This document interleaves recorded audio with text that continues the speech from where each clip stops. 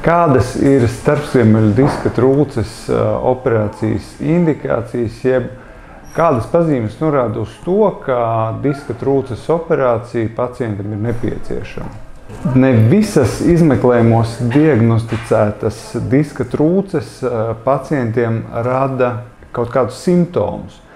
Galvenie simptomi, jeb slimības pazīmes, kuras ir saistītas ar diska trūci, ir sāpes, notirpums ekstremitātēs, tas ir rokā vai kājā, atkarībā no vietas, kur diska trūce ir, vai tā ir jostas daļa vai kakla daļa.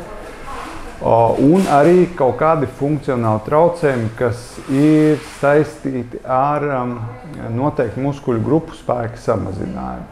Ja, tas var būt vājums pēdā, plaukstā, augšgalmā vai augšstilbā. Tas viss ir atkarīgs no tā, kurā līmenī diska trūce atrodas. Starpziemeļu diska trūces operācijas mērķis ir šo slimības simptomu izzušana un pacienta atgriešanās pilnvērtīgā dzīvē.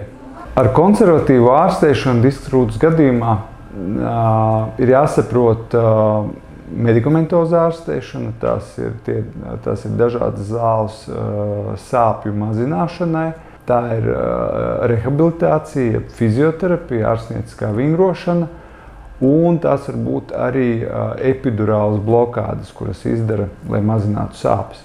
Mēs sagaidām, ka pacientam, pielietojot šo ārstēšanu 6 līdz 8 nedēļu laikā, sāpes pilnībā izzudīs. Ja pacientam, kā slimības pazīme, ir arī tirpšana ekstremitātē, tad tirpšana var pazust ievērojami vēlāk nekā sāpes.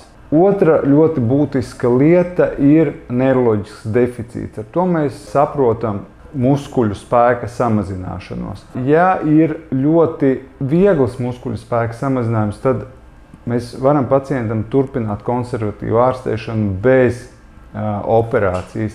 Ko mēs sagaidām no konservatīvas ārstēšanas, tas ir ārstēšanas bez operācijas, to, ka diska trūce pakāpeniski samazināsies izmēros.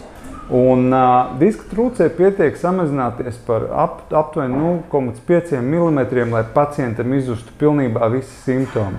Lielākoties ārstēšanās, šī konservatīva ārstēšana ilgs līdz aptuveni 9 mēnešiem. Tas nenozīmē to, ka 9 mēnešus vai gadu ir jābūt uz slimības lapas un tikai jāārstējas. Nē, ir jāatceras tas, ka šos 9 līdz 12 mēnešus ir daudz aktīvāk jāvingro, tai jābūt regulārai ārstnieciskai vingrošanai 3 līdz 4 reizes nedēļā, 45 līdz 60 minūtes dienā.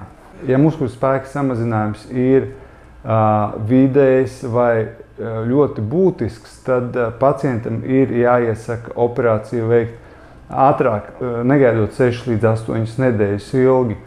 Kad operācija ir neatliekama un ļoti steidzama, tie ir gadījumi, kad diska trūce izraisa ļoti izteiktu mugurkaula kanāla sašaurinājumu un pacientam sākas simptomi, jeb slimības pazīmes abās kājās. Ļoti stipras sāpes, tirpšana starpenē, urinācijas un vēdera izejas traucējumi. Tajos gadījumos, kad ir ļoti izteikts vājums ekstremitātēs, jeb pacientam pazūd kaut kāda funkcija, piemēram, pēdas pacelšana vai nolaišana, vai tas pats arī plaukstām vai roku. Ja šis defekts ir ļoti dziļš, tad pastāv ļoti liela varbūtība, ka operācija nebūs efektīva šo simptomu, ja pazīmi mazināšanai.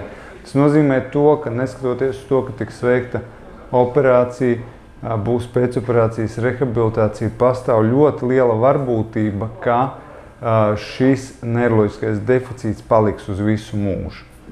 Tāpēc parādoties neiroloģiskam deficītam jeb vājumam, tam ir jāpievērš ļoti liela uzmanība un jāgriežas pie ārsta, lai viņš izvērtē, vai šī operācija ir nepieciešama jau steidzami, vai turpināt ārstēties konservatīvi un regulāri izvērtēt muskuļu spēka pieauguma dinamiku.